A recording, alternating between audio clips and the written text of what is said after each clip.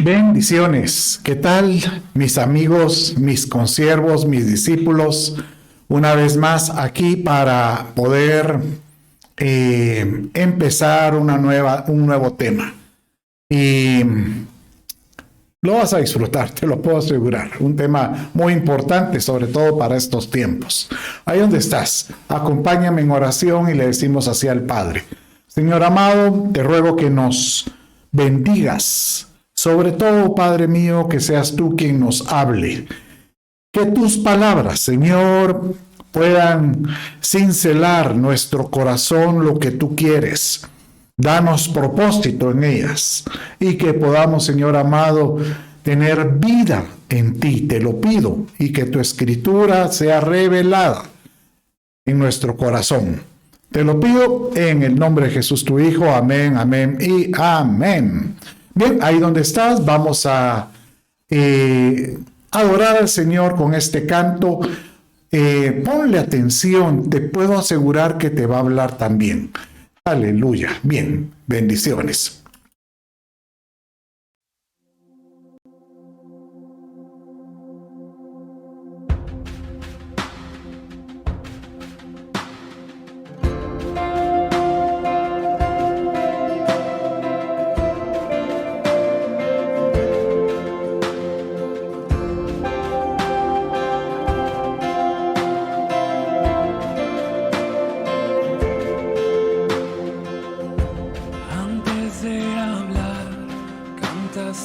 Sobre mí,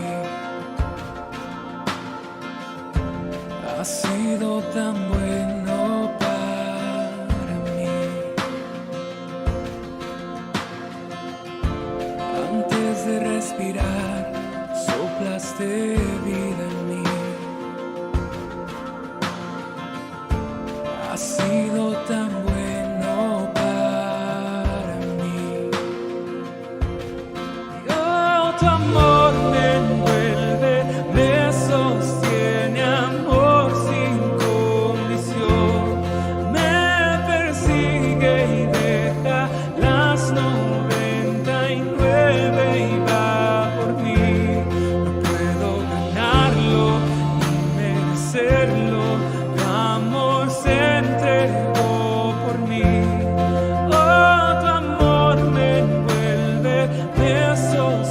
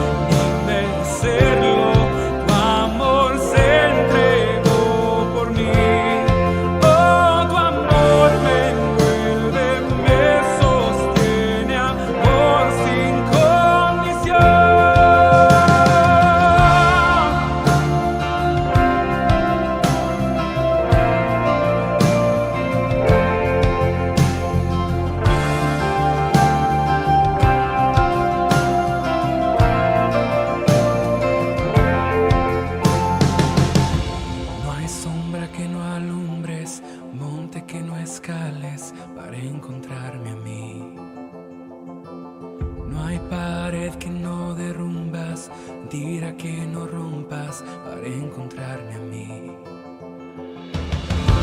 No hay sombra que no alumbres, monte que no escales para encontrarme a mí.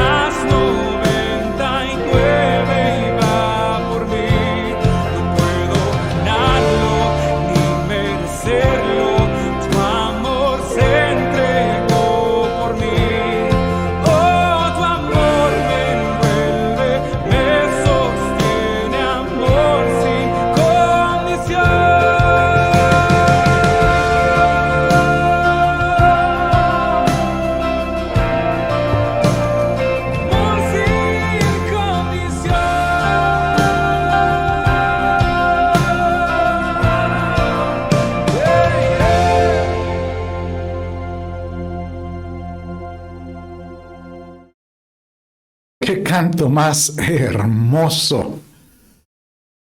No hay amor sin condición. ¿Sabes cómo es que lo veo yo? Como cuando dice que Él nos envuelve, como cuando dice el verso que la gallina envuelve a sus polluelos. Es un amor muy preciado, sacrificial, la verdad.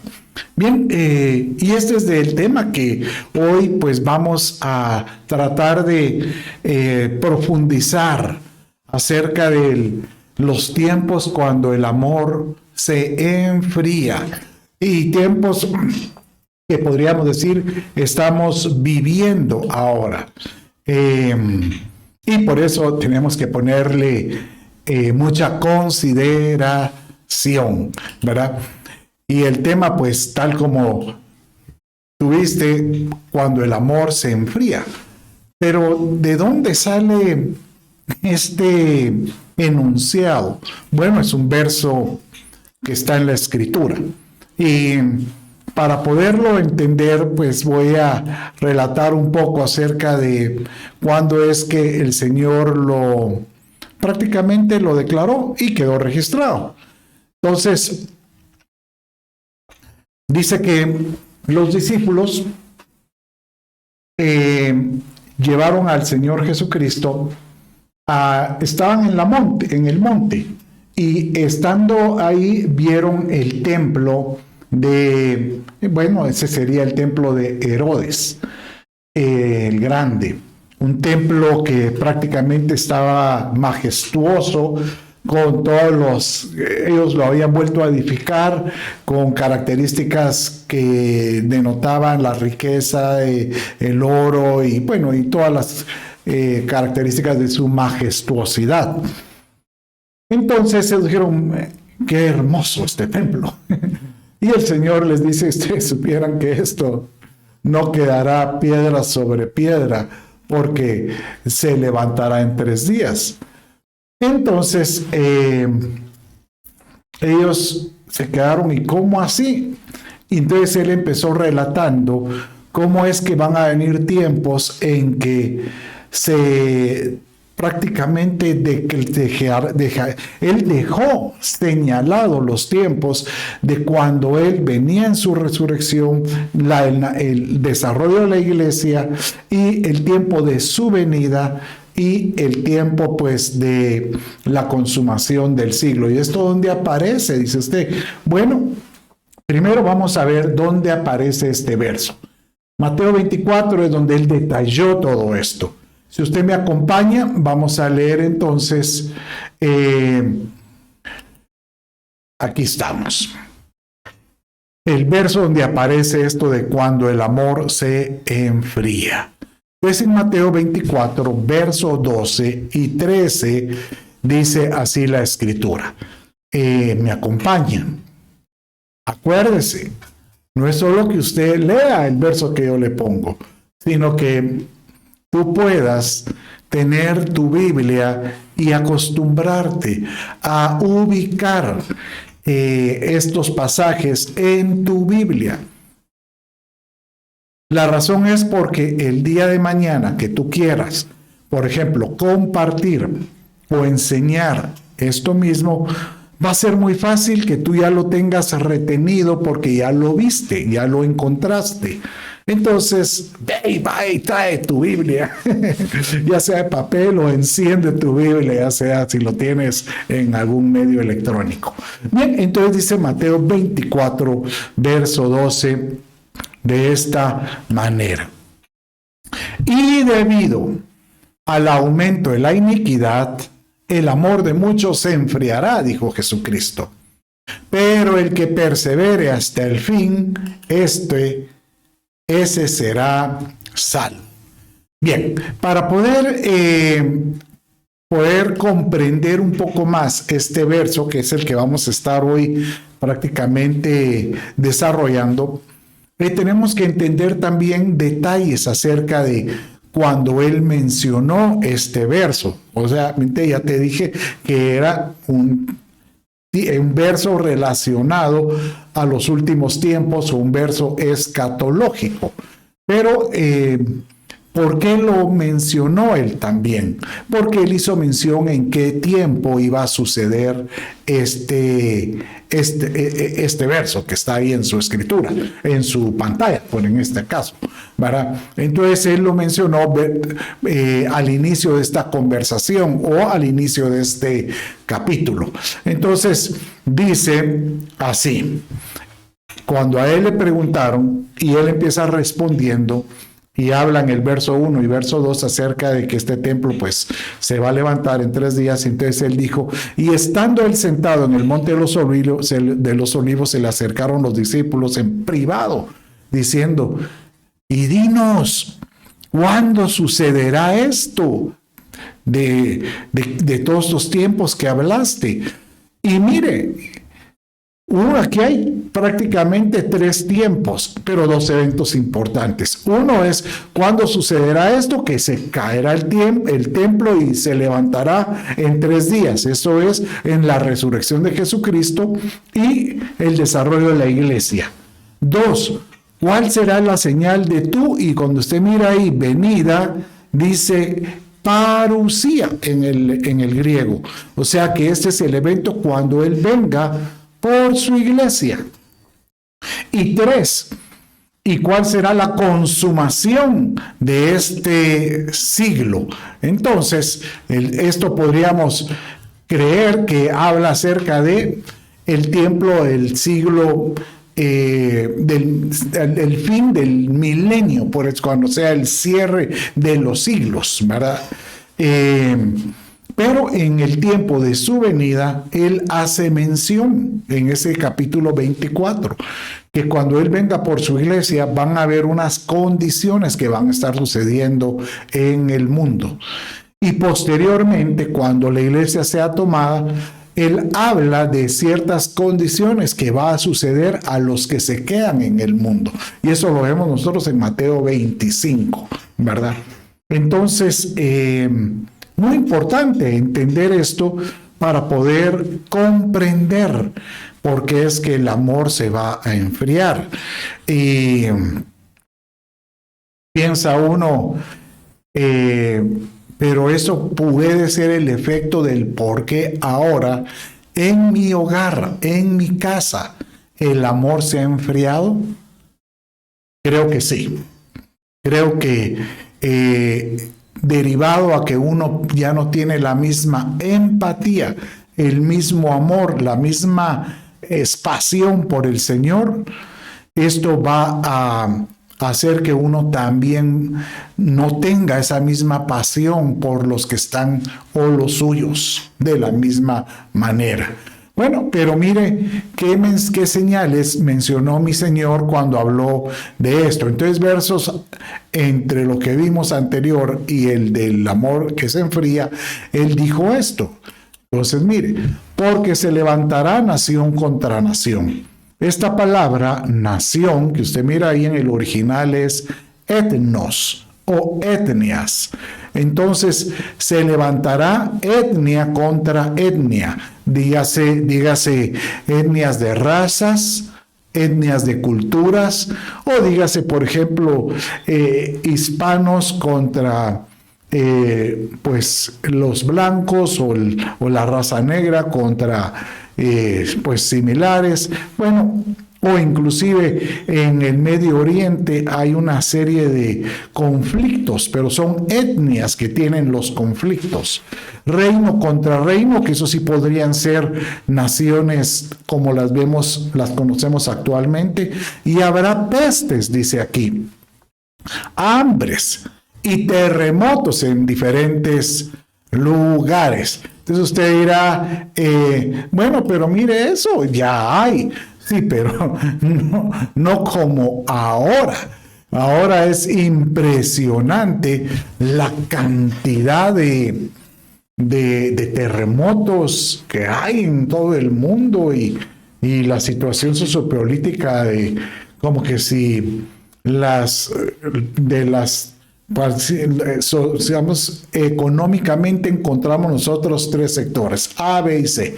Por ejemplo, la gente pudiente, la gente que tiene escasez y en medio está la clase media. pero prácticamente se está como que se estuviera disminuyendo la clase media y aumentando la clase de escasez, ¿verdad? Pero dice, cuando sucede todo esto, dice el Señor, no se preocupen cuando empiecen viendo esas pestes, esas pandemias, estos terremotos, esas hambres, y cuando crezcan de tal manera, o esos rumores de que se levanten nación contra nación, etnias contra etnias, solo será principio de dolores. Y después viene el verso que estábamos viendo, y debido al aumento de la iniquidad, el amor de muchos se enfriará. Pero el que persevere hasta el fin, este será salvo. Entonces, aquí, si le pone atención a este verso, aquí hay varios conceptos que tenemos que estudiar. Porque usted me dirá, mire, yo tengo esta Biblia que yo tengo y me dice, y debido al aumento de la maldad, bueno, así lo dice la Reina Valera y alguna otra versión, pero realmente esta palabra maldad en el original no es maldad de vileza, o sea, pues de un hombre malvado, no, sino va más allá. Y el término que utiliza es iniquidad. Entonces tenemos que entender qué es la iniquidad. Y por cierto, si es un estilo de vida, o si es una filosofía, o es una reacción, o lo que vamos a aprender hoy que es una entidad. Y también tenemos que entender por qué afecta al amor, sobre todo. Porque obviamente si algo quiere el enemigo en estos tiempos es de alguna manera darle de tal manera, yo le llamo la expresión darle palo al creyente para que dude y que sienta que el amor para con el Padre ya no es el mismo que antes y se enfría. Pero dice que el que persevere hasta el fin, este será salvo. Entonces, ahora podemos dar inicio a este hermoso estudio porque vamos a aprender hoy y a entender conceptos como ¿qué es la iniquidad? ¿De dónde sale ese término? ¿Y por qué es tan importante? Bueno, entonces, primeramente vamos a ver lo que dice la definición iniquidad.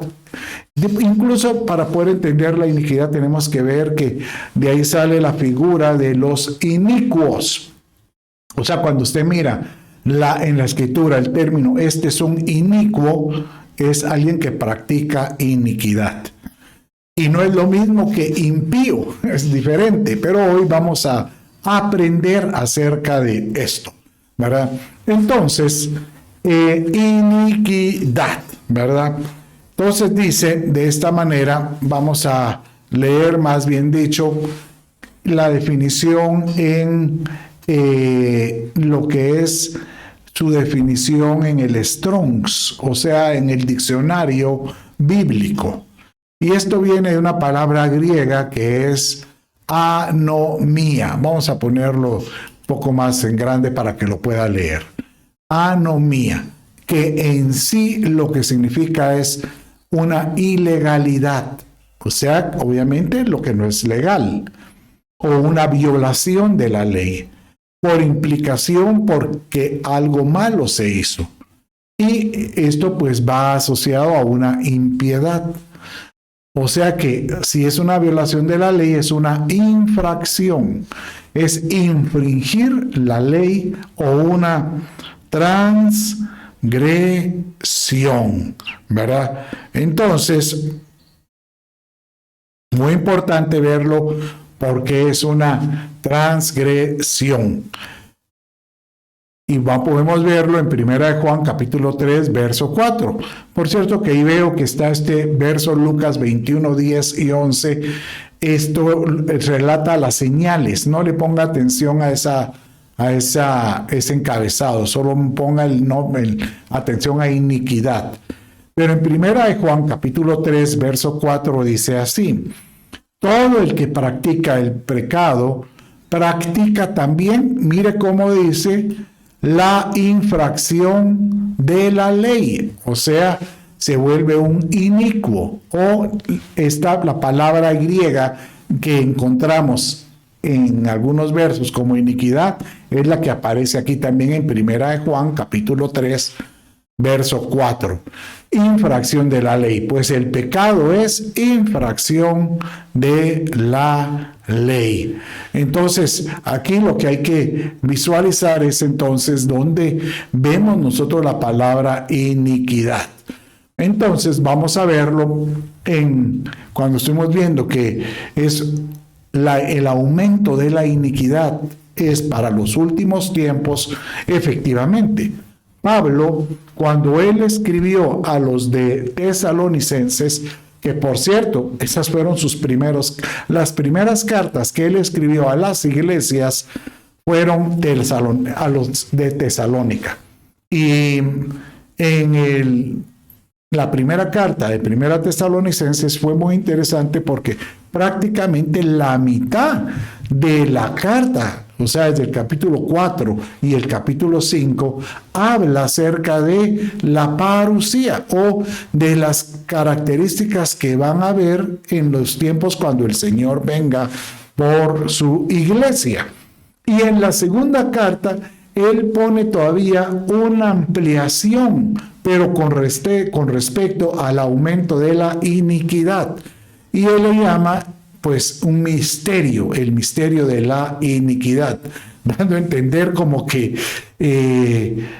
hay que pedirle mucho a Dios para que nos lo revele, porque la palabra misterio obviamente es algo que está como que está escondido, pero solo aquellos que anhelan escarbar, Dios les revela estas situaciones. Bien, entonces dice en 2 Tesalonicenses capítulo 2, verso 7, de esta manera: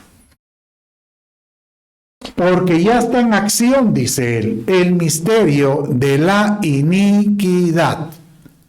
O sea que esto está hablando de estos últimos tiempos. Cuando el misterio de la iniquidad esté en su apogeo, o sea, en aumento, dice, solo que hay quien al presente lo detiene.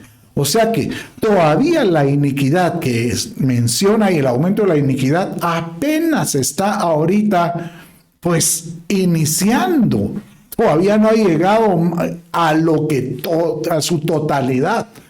Entonces, ¿qué dice? Hay algo que lo detiene hasta que a su vez se ha quitado de en medio. Entonces, mire, esta es otra referencia acerca de cómo es que el Señor menciona que Él viene por una iglesia hermosa y Él quiere que esta iglesia se prepare. Hemos estado enseñando mucho acerca de la preparación preparándonos para el amado, para su encuentro, para estar con él, el regreso del amado y preparando a la novia. Y esta novia, cuando sea levantada y posteriormente va a pasar en el juicio en el tribunal de Cristo, si sale aprobada, obviamente los que salgan aprobados van a participar de las bodas del Cordero, los que no, pues van a tener que retornar.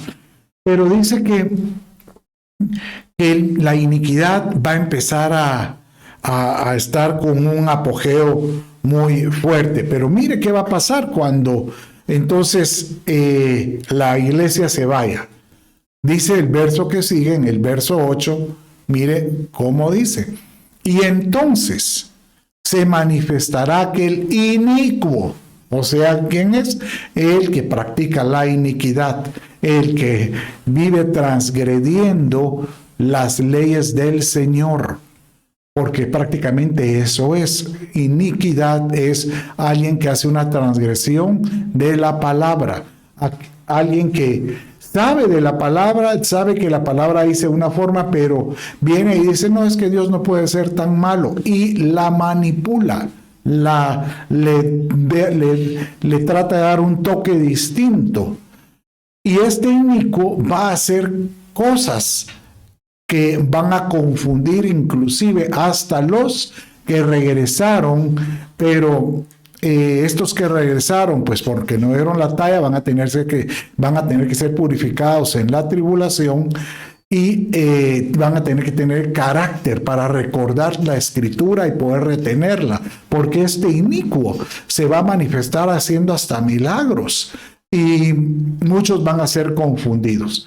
Pero cuando termine esos 7 años, se vendrá la epifanía del Señor. Él vendrá con su iglesia en los cielos y dice aquí, a quien el Señor matará con el espíritu de su boca y destruirá con el resplandor de su epifanía. Aleluya. Padre mío, ven, te esperamos. Pero cuando Él venga esta es la que se le llama la segunda venida. ¿Por qué? Porque en esa segunda venida Él viene con su iglesia en las nubes. Bueno, la que pasó la talla, la que fue aprobada. Y dice que aquellos que retornaron, estos, pues algunos van a tener que dar su vida por muerte, obviamente. Y van a ser mártires para el Señor.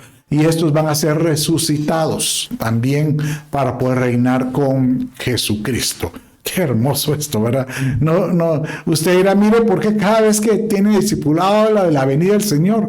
Porque yo creo que está a las puertas. Y si lo vemos nosotros, tal vez lo veamos en vida, tenemos que estar apercibidos. Y mi anhelo es que usted pueda aprender y cómo poder incrementar el amor para con Él, porque esto le va a beneficiar a su familia también y a todos los que están alrededor suyo.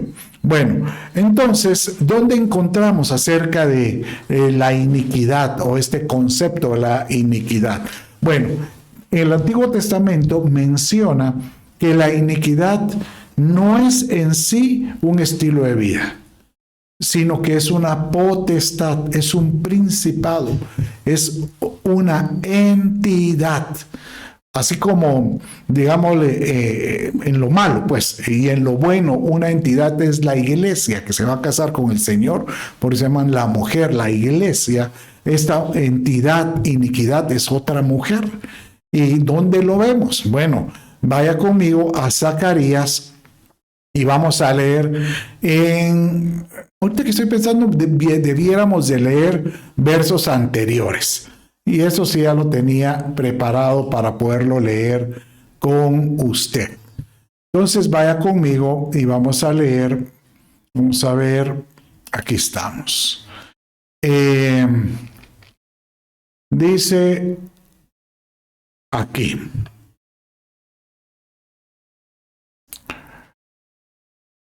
Aquí estoy. Bueno, mire, esto es muy importante. Aquí estamos no en Zacarías, sino en Isaías.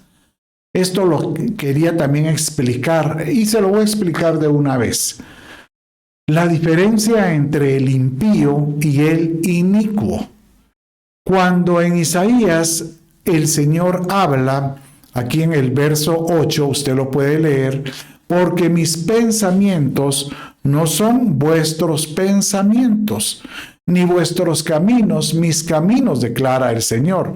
Entonces, por supuesto, los pensamientos del Señor no son los nuestros, ni nuestros caminos, si estamos fuera de su propósito. Pero ¿a quién le hablaba de que sus pensamientos no son vuestros pensamientos ni vuestros caminos? Lea el verso 7. Entonces, aquí lo tengo. Y déjeme ponerlo un poco más grande para que lo pueda leer.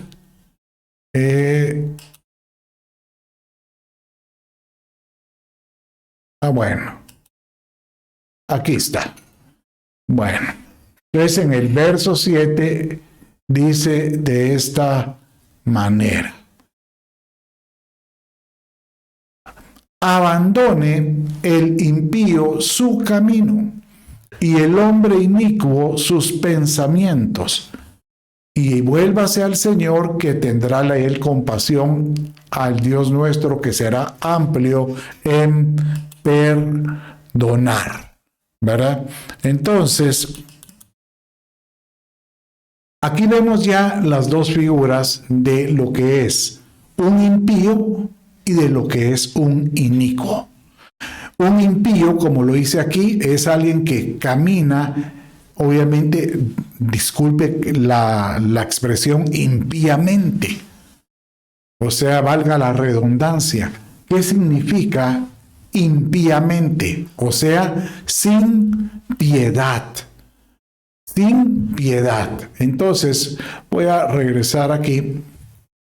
Muy importante. El impío es alguien que de alguna manera no tiene ningún tipo de el concepto de la piedad, pero la piedad que menciona la Escritura es, incluso así lo dice, el misterio de la piedad es la piedad en su máxima expresión, según la Escritura, según la Biblia, no según lo que dice un diccionario normal, es cuando hay un sacrificio de tal manera por amor a un pueblo que estuvo dispuesto él a despojarse de su naturaleza como rey. Y esto estoy hablando de Jesucristo.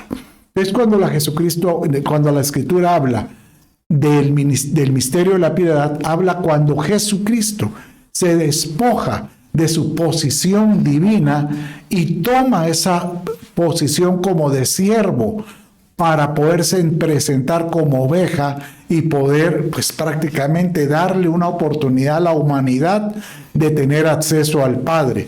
Entonces, ese amor por la gente y entregar su vida voluntariamente, se le llama, según la Escritura, el misterio de la piedad.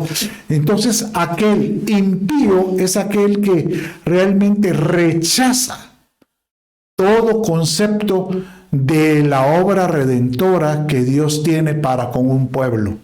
Entonces, cuando uno oye la palabra impío, es aquel que realmente, se mantiene. Él dice, yo no acepto esto de lo que ustedes enseñan. Ahora, el inicuo es el que practica la iniquidad. Como dijimos, es una transgresión de un mandato. O sea que el inicuo es aquel que sí conocía la ley, sí conocía lo que Dios mandó, sus estatutos, sus mandatos, pero él viene y voluntariamente decide quebrantar, transgredir esos mandatos. Entonces, por ende, obviamente él practica la iniquidad, que se vuelve un pecado, y obviamente se aleja de Dios, ¿verdad? Pero ahora vamos a leer nuevamente lo que dice aquí, donde aparece la iniquidad y la maldad. Entonces, nuevamente, ahora sí, vamos otra vez a la Escritura y vamos a irnos entonces a esta porción donde aparece en Zacarías. Aquí lo está, en Zacarías capítulo 5, ¿verdad? Entonces dice así. Vamos a leer desde el verso, está aquí en el 9 y aquí está, en el verso 6. Mire, dice así, y dije, ¿qué es? Y él dijo, esto es esta efa que sale, esto es el efa que sale, y añadió, esta es la iniquidad de ellos en toda la tierra. Y he aquí, mire, aquí está, o sea que esta es una potestad. Aquí está Zacarías diciendo, ¿qué es lo que yo veo? Veo que ¿qué es eso? O sea, ¿qué es eso que veo? Entonces él dice, esto es el efa que sale, y añadió, es la iniquidad de ellos en toda la tierra. Y he aquí una tapa de plomo fue levantada y había una mujer sentada dentro del efa. El efa es un recipiente donde ellos guardaban trigo, o sea, era como un reservorio. Y él dice, ¿qué es eso? Y cuando le quitan, mira, hay una mujer sentada. Bueno, Y después dijo, esto es la maldad, y la arrojó al interior del efa, y arrojó la tapa de plomo sobre la abertura. Luego, entonces, ahora ya podemos regresar al verso 9 y lo vamos a leer, pues, donde yo lo tenía aquí preparado para usted.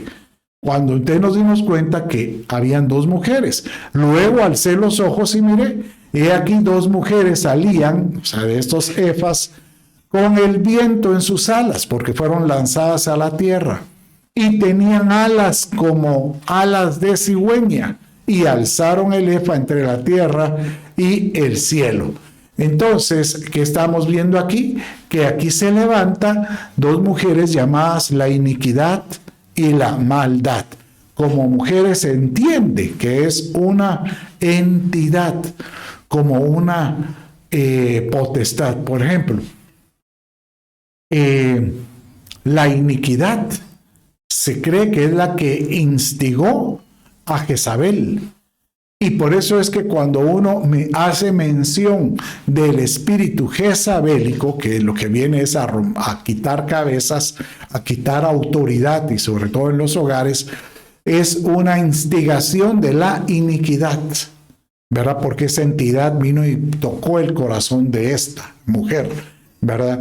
Y ese espíritu de ella dice que cuando murió y los perros, dice, llegaron y la consumieron y la esparcieron por toda la tierra, dando a entender que prácticamente, disculpe la expresión, la defecaron. O sea, cuando hicieron sus necesidades por todos lados, se fue donde ellos esparcieron ese espíritu de maldad que hasta la fecha es el que está pues prevaleciendo, y por eso dice que es necesario que venga el espíritu de Elías, así lo dice los últimos versos de Malaquías, para que venga ¿qué? A restaurar la relación del corazón de los padres para con los hijos y de los hijos para con los padres, ¿verdad? Entonces, cuando yo le digo que la iniquidad sigue haciendo su obra, lo interesante es que si esta va a estar en aumento, ¿dónde es donde más va a penetrar? Porque lo que provoca la iniquidad es transgredir lo que Dios ha establecido, las leyes del Padre en el corazón de los creyentes. Entonces, donde más va a penetrar la iniquidad es en la iglesia. En la iglesia, oiga, no es que sea en el mundo en general, no, si el mundo que no tiene a Cristo obviamente ya obra con la maldad, porque obviamente está sin el toque del Espíritu de Dios en su corazón, porque eso es importante abrirle los ojos. Pero entonces la iniquidad, ¿dónde es que va a operar? Obviamente tiene que operar en aquellos que conocen los mandatos para que los puedan transgredir. Por ejemplo, un ejemplo donde encontramos es en Mateo 7, verso 20 y 21. Mire cómo Jesucristo habló acerca de este verso cuando habla de que, cuando él dice, ¿se acuerda cómo dice? Así que por sus frutos ¿cómo dice? Los conoceréis. Es tan importante que el creyente sea conocido por el fruto que tiene. Pero la expresión aquí de fruto es cuando lo menciona ahí que cómo validar si uno tiene un fruto bueno versus un fruto malo, es porque el fruto bueno se multiplica en sí mismo. O sea que tú tienes algo que cuando se lo depositas a alguien cae como una semilla y se vuelve a desarrollar, a levantar hasta que empieza a dar fruto en esa persona por la semilla que tú le implantaste. Entonces tú te conviertes en alguien que transfiere vida. Ahora, el problema es que hay algunos como creyentes que están recibiendo de las bendiciones de Dios o conocen los principios o les sirven al Señor, pero no transfieren vida, sino que todo es para adentro, inclusive todo es para darse a conocer ellos. Y eso es lo que habla este verso. Vamos a leerlo y dice así, mire cómo dice, así que por sus frutos los conoceréis. No todo el que me dice, Señor, Señor, entrará en el reino de los cielos, sino el que hace la voluntad de mi Padre que está en los cielos. Entonces, mire cómo sigue después. Mire cómo dice.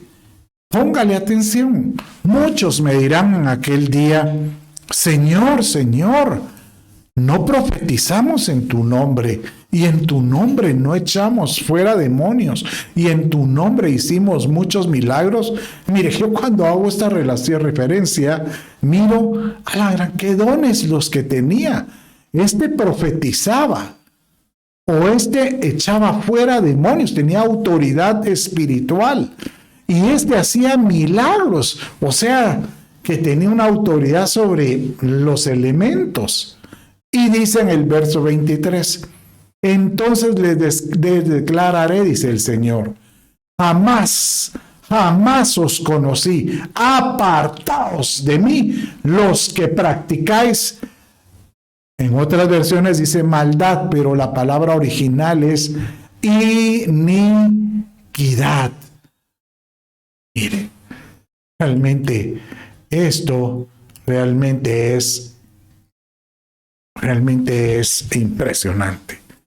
Porque usted dirá, pero si estos eran creyentes, estos prácticamente daban su vida por servir. Pero la pregunta es, ¿transferían vida o únicamente profetizaban, echaban fuera demonios o hacían milagros para su provecho, para ser conocidos, para ser mencionados y no preocuparse si realmente lo que hacían en nombre del Señor era una transferencia de vida? ¿Y por qué le llama a él que practicaban la iniquidad? Porque realmente ellos de alguna manera transgredían un mandato, ¿verdad? Utilizando los beneficios del Señor, ¿verdad? La verdad que de esta manera nos damos cuenta de la importancia de poder comprender de que la iniquidad puede llegar a nuestro corazón y nosotros tenemos que ser liberados de esto. Bueno, entonces, ¿cómo esto puede afectar el amor? Por supuesto, porque nos volvemos, la iniquidad como se vuelve algo muy personal, se vuelve algo muy egoísta, se vuelve un individuo egoísta. Y el amor que tiene, pues se puede, aunque dice aquí que se enfríe, pero él lo puede suplantar con amores falsos. Pero para poder entender esto, mire cómo dice Apocalipsis 2, versos 4 y 5 acerca del amor. Y esto es una exhortación que el Señor le dio a la iglesia de Éfeso. Es un verso que muchos conocen, hay hasta cantos de esto. Pero mire cómo dice de esta manera. Esta es una exhortación. Pero tengo esto contra ti, le dice a la iglesia de Éfeso, que has dejado tu primer amor. Recuerda, por tanto, de dónde has caído y arrepiente y haz las obras, que hiciste al principio. Si no, vendré a ti, te quitaré tu candelero de su lugar, si no te arrepientes. Entonces, estamos aquí prácticamente diciendo de que uno puede, y esto es yo lo digo con mucha delicadeza. Uno es buen creyente, uno quiere servirle a Dios, pero ¿qué te motiva a hacer el servicio al Señor? La verdad es que todo gira alrededor de que tú puedas tener obras de amor, que son las obras que Él diseñó para que nosotros hiciéramos de antemano. Porque Él te dice, yo vi cuando tú comenzaste y empezaste a tener un fuego por Él, cómo me servías, cómo te negabas a muchas cosas, pero con el tiempo puede ser tus quehaceres, puede ser tus tal vez otras prioridades, dejaste de hacerlo. En Efesios 2:10 dice, nosotros somos hechura suya, creados en Cristo Jesús para hacer buenas obras, las cuales Dios preparó de antemano para que anduviéramos en ellas. El domingo yo prediqué acerca de Señor, pon camino y endereza la senda. Esa enseñanza no se la pierda, sino búsquela ahí, porque habla acerca de que Dios diseñó un camino para que tú pudieras andar en él, que son los caminos que Él prácticamente estableció antes que tú nacieras. Y Él dice que nosotros debemos de encontrar ese propósito para nuestra vida. Y casualmente voy a continuar este domingo predicando, descubriendo nuestro propósito. Pero aquí es hallar las buenas obras que Él diseñó, obras de amor, para que nosotros podamos volver a encendernos haciendo las obras de alguna manera que alguna vez hicimos, ¿verdad? Porque entonces puede ser de que nosotros podamos tener obras que no son las que Él diseñó. Bueno, dice la Escritura que nosotros podemos estar haciendo obras de amor, pero con un amor fingido. Mire cómo dice Romanos 12:9. El amor sea sin fingimiento. Aborrecer lo malo, el poneros y seguir lo bueno. La palabra griega para malo es poneros, y es cuando líbranos del mal, Señor. Bueno, pero lo más importante aquí es que nuestro amor sea genuino para con todos. Pero el amor que Dios diseñó, o sea, es muy importante, porque cualquiera diría, no, yo agarro un diccionario y empiezo a entender el amor que en sí menciona el mundo. Pero no, acuérdese que el mundo menciona el amor definiciones cerradas. Por ejemplo, una pareja se encuentra y le dice, dame una prueba de tu amor, y tienen una relación sexual. Entonces ahí da a entender que hicieron el amor, pero realmente al creyente eso prácticamente no es un amor del amor ágape. Si son creyentes, si son cristianos, o tal vez sean amoreros, y si están casados debidamente. Pero lo más importante es que nuestro amor sea genuino. ¿Para qué? Para que se vuelva a encender, para que el Espíritu Santo vuelva a encender ese amor que se está enfriando. Mire cómo dice 1 Corintios capítulo 8, verso 1. En cuanto a lo sacrificado a los ídolos, sabemos que todos tenemos conocimiento. Obviamente, dando a entender que nosotros sabemos que si vas a comer algo que estuvo pues bajo presentado a un ídolo, Él dice, tú no lo vas a negar, pero dice, el conocimiento envanece, pero el amor edifica. O sea que el amor debe de edificar. Entonces, ¿sabe qué interesante esto? Porque estamos viendo que si el amor puede ser fingido, el amor que uno puede ver también puede ser que no edifique, sino que solo puede ser que destruya o prácticamente no desarrolle, no se vincule, muy importante. Entonces, cuando nosotros sabemos cómo provocar que el amor no se enfríe para que nuestro hogar vuelva a encenderse en amores, provoca que cuando tú des algo, una obra, regresando a las buenas obras, tengan algo que edifique, sobre todo que edifique un vínculo, ¿verdad? Y de esta manera pues vemos que tenemos que evitar los amores engañosos.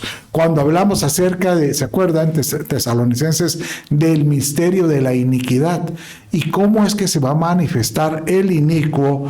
Dice que una de las características de esto es que éste vendrá, y mire, dice, y con todo engaño de iniquidad para los que se pierden. O sea que este inicuo vendrá con todo engaño con iniquidad.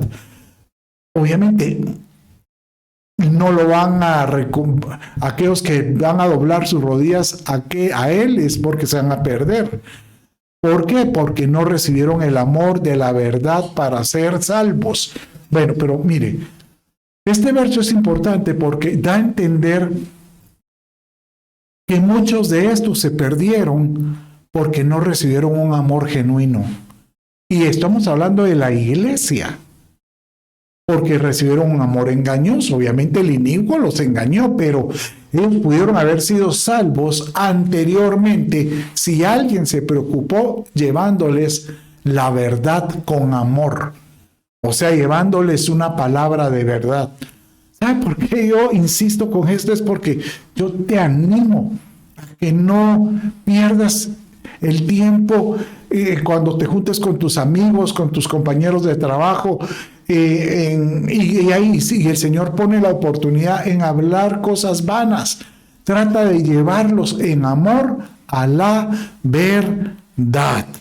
Entonces, aquí ya me lleva a otro concepto. Si yo puedo tener un amor que es un amor fingido, un amor que no edifica, o un amor engañoso, quiere decir que hay falsos amores, que a lo mejor son los amores que están cambiando el amor de Dios.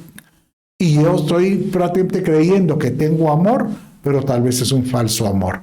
Bueno, hoy vamos a ver uno de estos amores, de estos falsos amores, porque Dios te va a hablar muchísimo en esto. Y el amor que hoy traigo es el amor al dinero.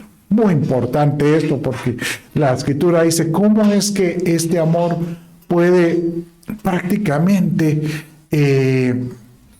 apagar el verdadero amor que el Señor tiene para con nosotros? Dice en 1 Timoteo 6:10 de esta manera: porque la raíz de todos los males es el amor al dinero, por el cual, codiciándolo, algunos se extraviaron. Mire, se extraviaron de la fe. O sea, de alguna manera, al perder la fe, y empezaron tal vez a cometer una iniquidad, porque empezaron a transgredir lo que Dios había establecido. Y se torturaron con muchos dolores. Mire, qué complicado, o más bien dicho, es ver esto de que aquel que encontró la verdad empieza a conocer que en Dios Él puede cubrir toda necesidad económica. Y ya no tengo yo esa tortura. En tiempos como los que estamos viviendo, es tan importante este tema sobre el amor al dinero, porque yo puedo comprender que después de una pandemia como la que se está viviendo, algunos ya no tienen su situación económica no es la misma que antes. Es más, algunos tal vez ni trabajo tienen, o algunos tuvieron que cerrar la empresa y están comenzando una nueva, y obviamente su economía cambió literalmente. Y usted dirá, sí, pero es que sin el dinero no se pagan las cosas. Claro, así lo dice la Eclesiastés, que el dinero es un escudo, por supuesto. Pero lo que quiero decirte es, tu escudo es el Señor. Él es el que te provee. Y por eso tenemos que cuidarnos de empezar a cambiar esa prioridad, porque empezamos a crear en nosotros uno de los frutos de la carne, que es la avaricia. Mire cómo dice Lucas capítulo 12, verso 15. Y les dijo, mire, vamos a ponerlo en grande. Y les dijo, mirad y guardaos de toda avaricia, porque la vida del hombre no consiste en la abundancia de los bienes que posee. También le refirió una parábola. Póngale atención a esta parábola. La heredad de un hombre rico había producido mucho. O sea, un hombre logró establecerse por fin y logró empezar a tener riqueza con esto. Y él pensaba dentro de sí diciendo, ¿qué haré? ¿Qué haré? Porque ¿dónde guardaré todas llamémosle, mis ganancias? Ahora sí veo que al fin logré salir de mi situación y me costó, pero ya salí. Y él dijo, esto haré, derribaré mis graneros y los edificaré mayores y ahí guardaré todos mis frutos y mis bienes. Y sigue diciendo, y diré a mi alma, alma, muchos bienes tienes guardados para muchos años. Ay, hoy sí veo mi cuenta del banco bien llenita, o si no bien llenita ya para salir de penas. Ahora ya puedo reposar, come, bebe, regocíjate para disfrutar. Y Dios le dijo, dice, necio, esta noche vienen a pedirte tu alma, y lo que has provisto, ¿de quién será? Así es el que hace para sí tesoro y no es rico para con Dios.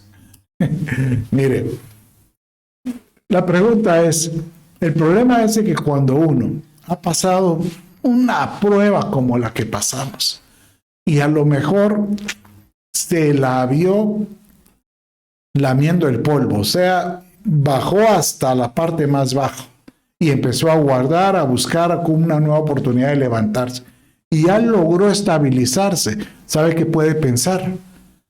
¡Ja! Yo creí que Dios me iba a sacar y ya me di cuenta que yo pude con mis estrategias, mis diseños, Y se le olvidó que fue Dios el que realmente lo levantó. ¿Por qué? Porque el palo hace que olvidemos y convierte en nuestro corazón un corazón avaro.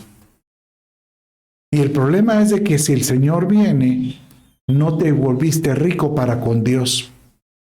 Hoy yo quiero animarte a que puedas cambiar tus prioridades, porque el Señor tiene control de ti. Oye lo que te digo, el Señor cuida de los que le buscan.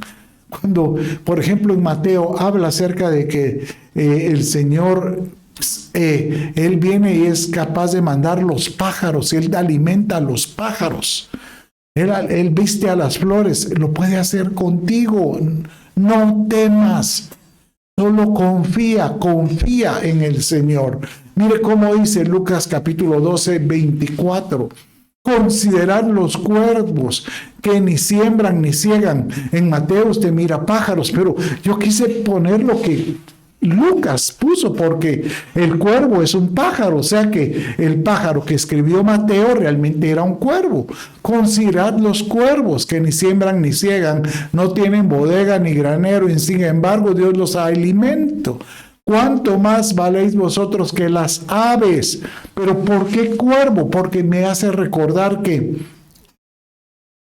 Dios puede utilizar estos mismos cuervos para alimentarte.